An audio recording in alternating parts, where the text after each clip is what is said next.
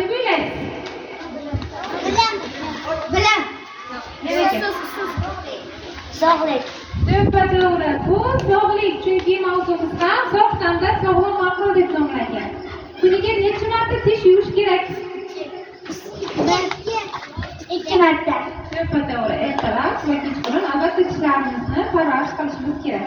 Qaysi mahsulotlar siz uchun foydali bo'lishi mumkin? Sabzavot va mevalar. Yana sut mahsulotlari ham biz uchun juda ham foydali, kalsiy va temirga boy mahsulotlar hisoblanadi. Sportning qanday foydasi bor?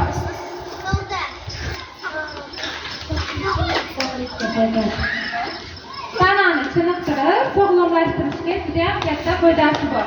Lagerda ham sport o'yinlari bilan shug'ullanyapsizmi? Tarbiya bilan shug'ullanyapsizmi? Barakalloh. Kuniga qancha suv ichish kerak deb o'ylaysiz? Qani yana kim? Dорогие, Ayting, endi shu.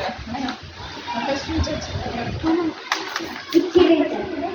1,5-2 litr tana vazniga, yoshiga qarab yanada suv miqdori oshib boraveradi, barakalloh.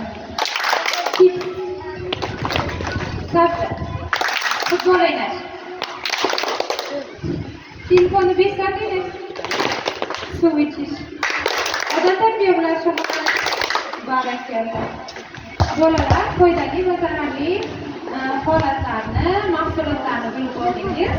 Bu juda ham siz uchun foydali bo'ladi. Qarang aytasiz. Men sog'lom turmush tarziga amal qilaman.